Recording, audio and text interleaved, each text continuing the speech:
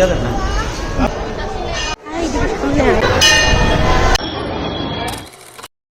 Everyone, welcome back to my channel. So আমরা যাচ্ছি দুর্গাবাড়িতে মাকে দর্শন করতে। তো দিনটা ছিল নবমী, আর আমি ব্লগটা দিতে অনেকটাই লেট করে ফেলেছি।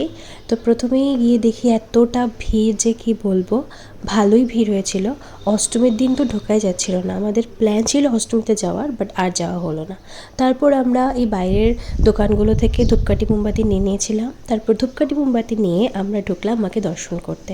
প্রথমে গিয়ে দেখলাম যে ভিড়টা তুলনামূলকভাবে তো অষ্টমীর থেকে কমই, বাট নবমীতেও দিনের বেলা ভালোই ভিড় ছিল। তারপর গেলাম মাকে প্রণাম করতে। আর প্রণাম করার সময় না আমার ইচ্ছাগুলো বা আমি কী চাই এগুলো মাকে প্রণাম করে কিছুই বলতে পারি না। কোনো ঠাকুরের মূর্তি আমাকে এতটাই আপ্লুত করে যে আমি সব কিছুই ভুলে যাই। যাই হোক, তারপর আমরা একদম মেইন মন্দিরের ভেতরে গেলাম, মাকে মন ভরে দেখলাম, চরণামৃত গ্রহণ করলাম। আর এই মূর্তিটা ছিল ত্রিপুরার একদম ঐতিহ্যবাহী মূর্তি। তারপরে আমরা এখান থেকে বেরিয়ে চলে গেলাম ধূপকাঠি মোমবাতি জ্বালাতে। আর সত্যি কথা বলতে কি ভালোই গরম পড়ে গিয়েছিল, এত গরম পড়েছে যে কি বলবো। তারপরে এখানে কতগুলো ফটোশ্যুটও করলাম, এখানে খুবই সুন্দর সুন্দর ফটো আসে।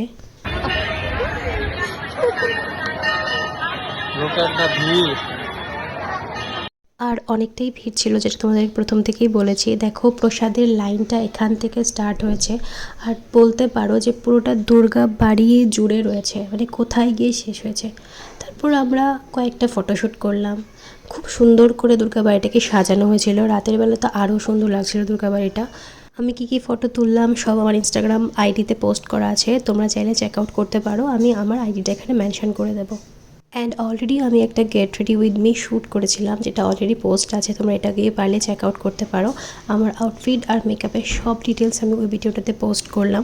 যাই হোক, এখানেও কিছু ফটোশ্যুট করে আমরা বেরিয়ে যাচ্ছিলাম। আর দেখো এখানে প্রচণ্ড ভিড়, মানে প্রসাদের লাইন। আমরা আগে থেকে জানতাম না যে এখানে কি মেবি কোনো টিকিট কাটতে হয় কি না, নাকি এইভাবেই লাইন। তো আমরা বেরিয়ে গেলাম, আমরা আর এখান থেকে প্রসাদ নিলাম না। আর এতটা যেহেতু গরম পড়ছিল, তাই আমার খুব আইসক্রিম খেতে ইচ্ছে করছিল।